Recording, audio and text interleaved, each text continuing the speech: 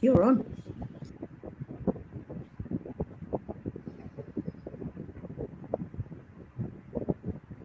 Okay. I'm sure everyone can hear me. Thank you so much for having me, um, CDF team, the entire community, and everyone that has decided to join. We're so excited to be here. I am excited to be here. My name is Dorothy. I am the lead program coordinator at Wenters, as well as partner at Wenters. I'm also a talent program manager at Black Incorporated. I have 6+ years of experience in project and program management, but I'm also an advocate for mentorship for women in technology, a huge advocate. And then lastly, I'll share that I'm really passionate in creating programs and initiatives that ensure women stay and grow in technology. So today's talk, I'm going to be talking about the secret cost of a mentor's time and why we should all pay for it, and but most especially how to do it the right way. So, um, let me tell you about the most expensive coffee I never bought. It was 3 years ago. I managed to get 30 minutes with someone I deeply admired. And we're just going to call her Sarah. She's actually the vice president of a project management company that I admire, the work that they do. Um, I had been trying to get her for the longest period. And when she finally did agree for a coffee, I was ecstatic, obviously. I showed up. She showed up, obviously, and we ordered, our drinks. Hers was about, $2 thereabout. Mine was about $6, and so that would be about $10 in total. Unfortunately, I completely wasted her time. I asked her, I said, "Hi, Sarah. Thank you so much for joining me on today's coffee drink." I was really anxious as well. And I said, "What advice do you have for someone who is trying to break into program management?" She gave me a kind smile, but it was a kind of smile that you give someone um, that you realize that they haven't done their homework. And then she spent about 25 minutes giving me advice on something that I honestly should have Googled. It was really generic. And she said, network more, build your portfolio, and just stay curious. Yeah, we never met after that again. We didn't. And that $10 coffee, it actually cost me about $10,000 in lost opportunities. And I would say maybe even more because I didn't understand something that was crucial about mentorship. And that's what I'm going to be sharing with everyone today. But before we move on, I just wanted to ask, is there anyone here who has ever wasted someone's time and you probably didn't realize it? If you're that person, yeah, Sorry, go just to ahead, say you've got a Efwa. lot of kind of wind in the background on your mic, or I saw some sort of static. I'm not sure you can do much about it, but Okay, just I know that everybody's probably wanting to mention it, but just so you know, there's a little bit of interference. But go, please okay, ask your question again before I interrupted. If you can, just move about the mic. Please okay, do, but not, yeah. okay. I'll try and fix it if I can. Okay, so the question was, have you ever wasted anyone's time, someone's time, and you probably didn't realize that you wasted that person's time? If you're here, you can put an emoji, anything that works. Okay, Esther says thumbs up. Exactly. But here's the thing, most of us I have, obviously, but today we're going to make sure that it never happens again. Okay, and that's obviously the goal of today's talk. Now, um, can you give me a few seconds? Let me see if I could fix this. Just give me a few seconds. I want to make sure that everyone is hearing me.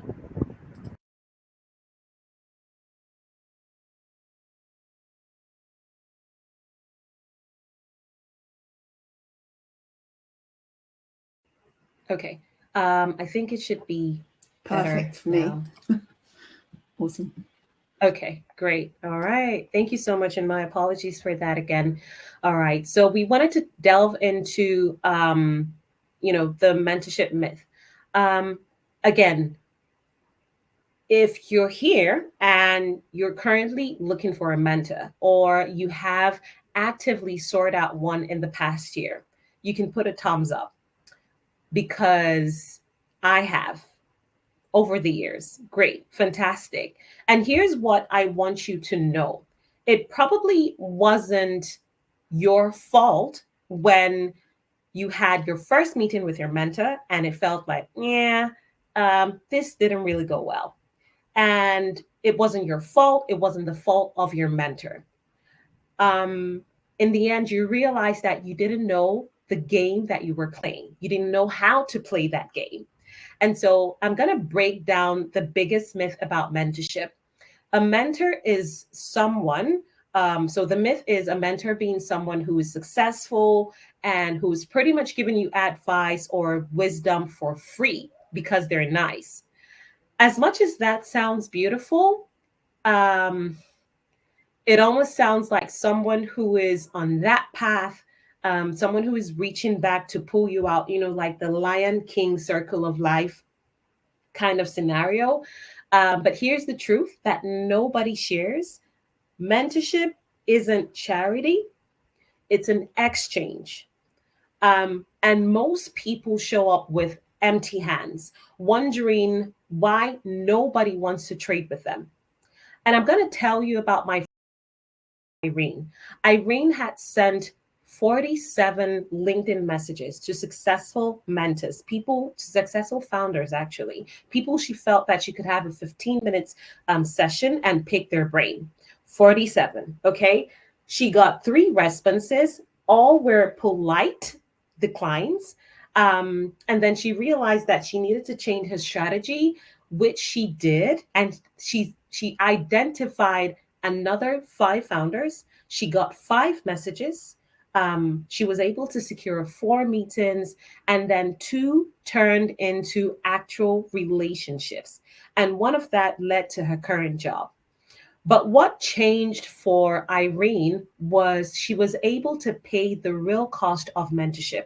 And no, I'm not talking about money, although sometimes that also crops up, but I'm talking about something that most people never considered.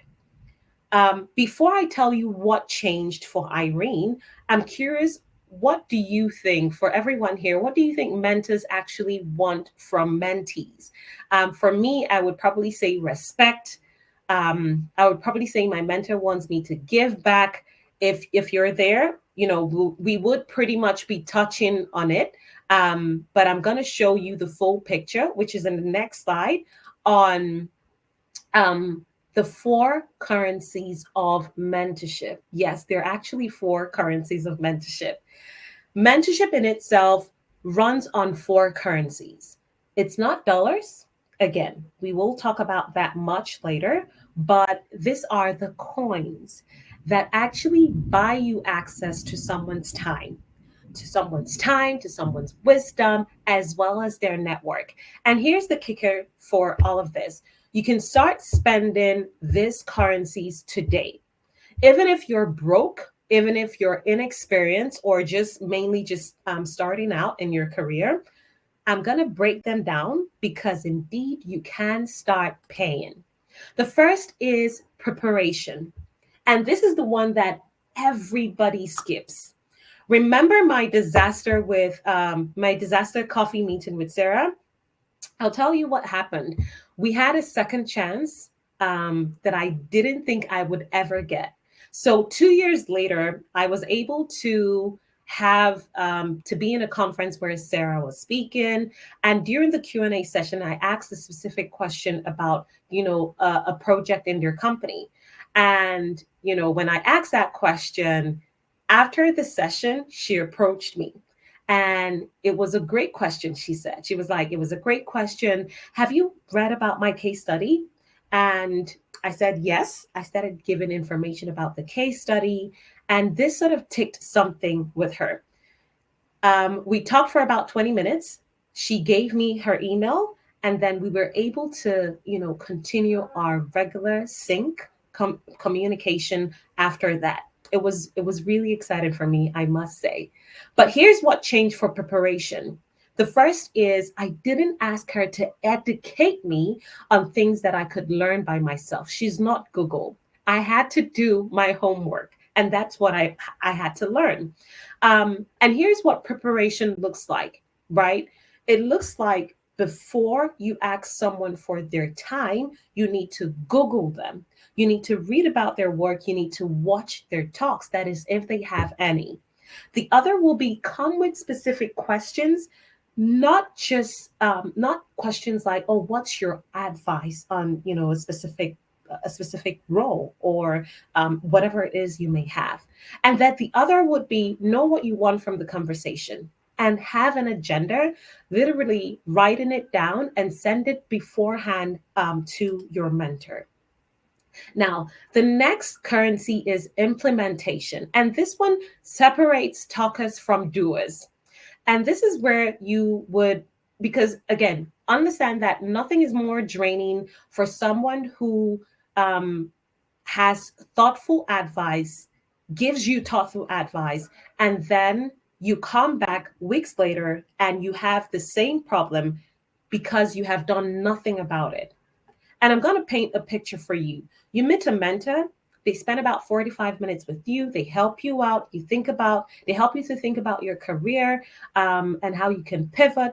And then they suggest maybe 3 concrete things, maybe like updating your LinkedIn, reach out to 5 people to increase your network. Scenario A looks like this. You get excited about that session. Life gets busy. 2 months pass and you've done nothing, and then you feel embarrassed about coming back to your mentor. Scenario B looks like this. 3 days later, after that meeting, you send an email, you thank them again for yesterday, and you let them know that you have updated your LinkedIn, you identified 5 people that you want to reach out to within that is out of your network, and that you've enrolled in a course that you mentioned, that the mentor mentioned, right? And if you're to look at both scenarios, you would have to identify which of these persons is able to get another meeting with their mentor. Because who amongst this scenario gets introduced to their mentor's network? We all know the answer, right? And I'll say early in my career, I had a mentor spend 2 hours helping me restructure my resume and prep for interviews. I was able to thank that mentor profusely when I realized that over the weeks, I didn't follow up with him again, and I didn't tell him how the interviews went. I really didn't implement anything that the mentor had shared with me. Obviously, the outcome here is he stopped responding to me, and I honestly can't blame him for it. But on the flip side, I'm currently mentoring someone who every single time we meet, he's able to respond to me and follow up 48 hours, showing up with what we had discussed before we met. And to be honest with you, I will move mountains for my current mentee.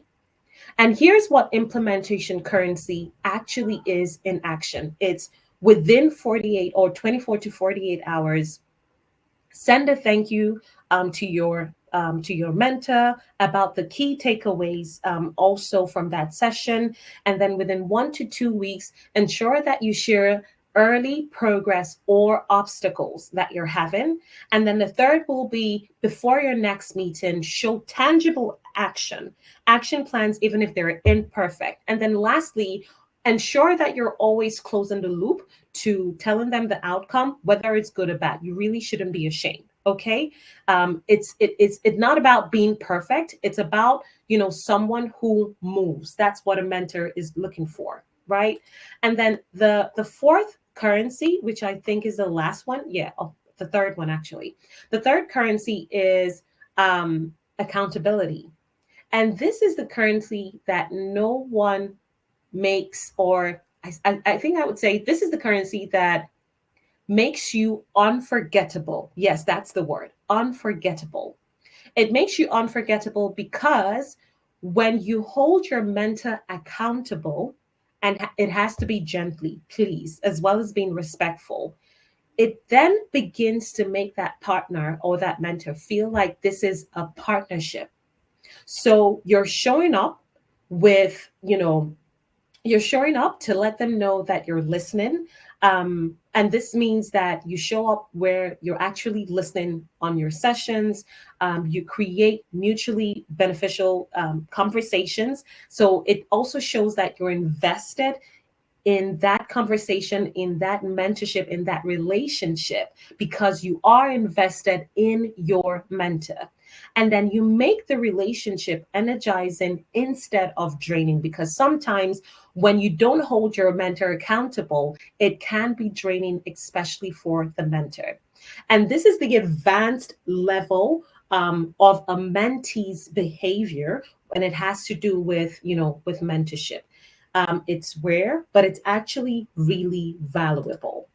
And then the fourth currency is on mutual value. And for mutual value, I would say you need to ask yourself, what can I give back to my mentor? Because when it has to do with mutual value, this is the one that changes everything about your relationship. It's the one that says, for example, for a senior executive, you are giving back to them by creating a social media content for their expertise. If you're meeting with a founder, if your mentor is a founder, you're introducing them to potential customers in your network. You're sharing relevant articles or that you feel may be beneficial to them, and you're also amplifying their work on social platforms. These are some of the ways that you can have a mutual value relationship currency with your mentor. I'm going to move really quick so that we're able to take questions, but I wanted to touch on the hidden cost of free advice, which is something that a lot of us, I would say it's something that a lot of us do over time. Is We've talked about the four currencies. Now, let me tell you about what might make you uncomfortable. The most expensive advice I ever got was actually free. But the best advice I ever got, I had to pay for it. Now, when I was trying to pivot, in my career again, I asked everyone. I asked friends, I asked families, I asked people on LinkedIn, anyone that could give me free advice, I did. And what happened was I got 17 different opinions from people. Honestly, I got confused along the line when I started. Um, but then I realized that I needed to hire a career coach. It was expensive, but here's what I got as a result. The first was someone that was um, that gave me actual skin because she's obviously in the game. Um, Someone who showed me how to be focused and strategic and also tailored my situation. She also enabled me with being accountable because obviously I paid for it. I had to show up for the sessions. And then lastly, I was able to get clarity in 6 weeks. Clarity instead of spinning around for 6 months. That free advice cost me about a year, half a year of countless opportunities, while the paid advice was actually cheaper. Now, I'm not saying you should never accept free mentorship because you should. All I'm saying is when something is free, most often than not, we don't always show value because of the way it was, shared to us. And think about it. How many free webinars, how many free ebooks, how many free advice have you signed up for? Have you downloaded? Have you received, but never implemented? Free always comes with a hidden cost, which is which equals to us never taking it seriously. And here's my challenge to everyone on today's call. Even if your mentorship is for free, please decide that you are going to pay. And you don't have to pay with money. You should pay with full attention. You should pay with thorough preparation. You should pay with implementation of whatever you learned within 48 hours. You should also pay with a monthly update on your progress to your mentor because they love that. And also a handwritten thank you note just to say thank you for that session. Thank you for being my mentor. It does go a long way. And I'll say, lastly, public acknowledgement, of their impact. Just put a smile on their face and makes them want to give back, as always, right?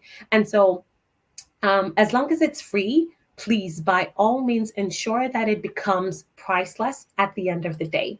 I'll end by saying that because I want everyone on this call to not be a time taker, but a time maker, here are some things that you should know before you go into your meeting. In order to be a time maker, research about the work, okay? Research about your mentor's work, create specific agenda, clarify what success looks like, ask them about how you can prepare better in order to make their time valuable. And then during your session, show up 5 minutes early. Please come early. Start the meeting about 30 minutes in, and say, here's what I hope to cover, which means that you're sharing your agenda for that session. Take notes. It's very essential that you take notes. Ask for one specific action that you can take, and then end with, what would make a follow-up more valuable to you? That's to your mentor. And after the meeting, I would say send a thank you note. I've shared this before. Send a thank you note, implement what you have learned, report back about your progress. It shows accountability, and then look for ways to add value and close the loop at every time you feel that there is a loop that is open, right? The entire thing I've shared with you today is not rocket science. It's really not. It is rare, but it's so valuable. I tell you, it's so valuable. I'll close by saying mentorship is not a handout. It's a transaction. It'll always be a transaction. And the most successful people understand that this is what it is before they go into that mentorship experience. Thank you, everyone. Thank you, CBF. I'm really excited that I was able to share with you all today. Are there any questions, anything that you have for me? I would love to take those questions. Amazing. Thank you so much. There is one question so far in the Q&A section. It's from Kalia. She says, thank you. This has been a really insightful session. We certainly didn't talk enough about mentorship being a two-way street. Would you recommend a coach for someone who is at the start of their career about advice? What advice would you give? Right. So it also depends on why you need your coach. For me, I needed my coach because I needed to pivot in my career. If you're saying that it's for, to pivot in your career, then yes, absolutely. Like I mentioned, you need to get a coach. It just, reduces the time that you should have spent trying to find your way by yourself, right? It's essential that you do get a coach. It just makes things a lot faster in a shorter period of time. And then the other is, what advice would you give? Yes, I think that's the advice. Do get a coach once you're able to reflect on where you are and what your goals are evidently. I hope that answers your question, Kayla. Thank you. I think that's it for the sessions. Thank you so much. One point that I'm taking away with you, I really like the comment about making sure if it's free, make sure that it's actually priceless. That's really going to stick with me. Really great advice. Thank you so much for this. It was super helpful. And I'm sure everybody took away so much from it. Again, can you stick around for the next, I think this is a closing session coming up next. So we're probably all going to go over to the main stage, but thank you so much for that. And again, please remember the lounges are there for you to catch up and talk and ask more questions. And yeah, just keep on showing your love. Look, loads of claps. Thank you so much for this. Absolutely. Thank you. Have a good one, everyone. Bye.